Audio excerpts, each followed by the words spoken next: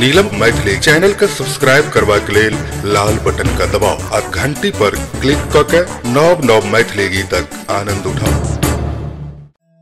सिद्धि सदन गज बदन दहिन भय राखू हमरो लाज। ज्ञान बुद्धि गुणशील दियाने सुलभ करी सब काज। प्रेम से कहियो गणेश भगवान की जय।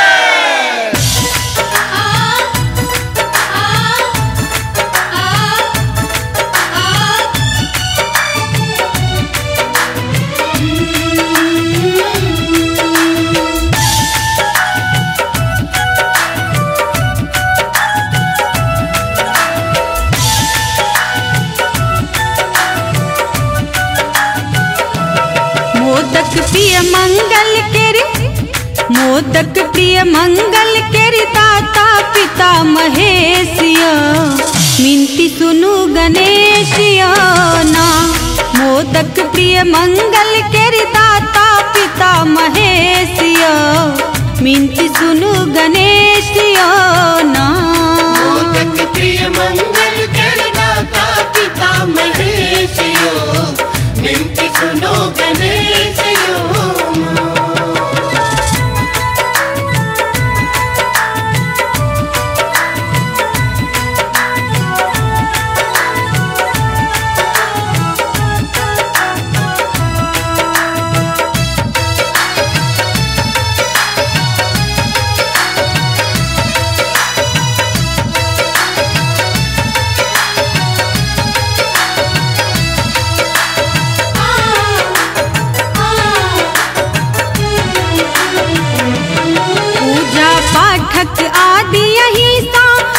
धीरे धी शुभ लाभ अही सो पूजा पाठक आदि यही सो।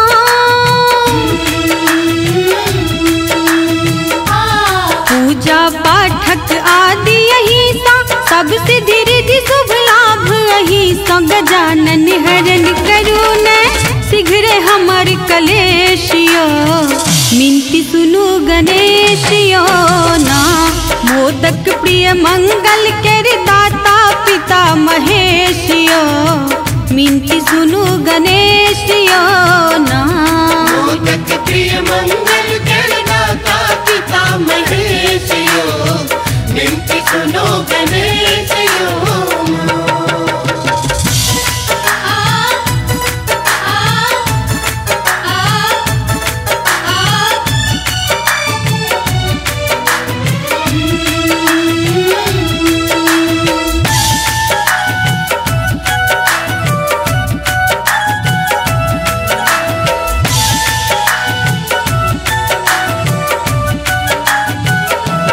कार्तिक सन अग्रज सेनानी अढरन ढरन तात छतिदानी। कार्तिक सन अग्रज सेनानी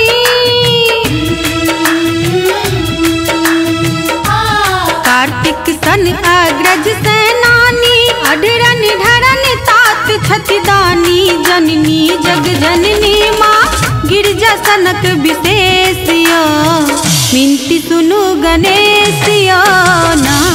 मोदक प्रिय मंगल केरि दाता पिता महेशियो मिनती सुनु गणेशियो ना।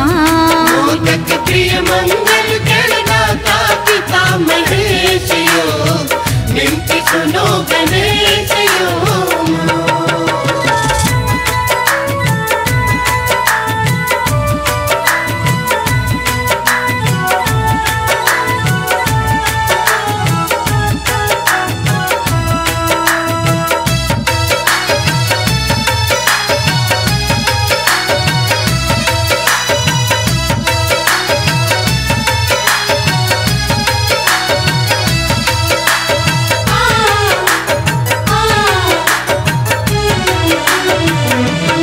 अर्जी अधमक कै स्वीकार भगा दी दुख रूपी अनहार। अर्जी अधमक कै स्वीकार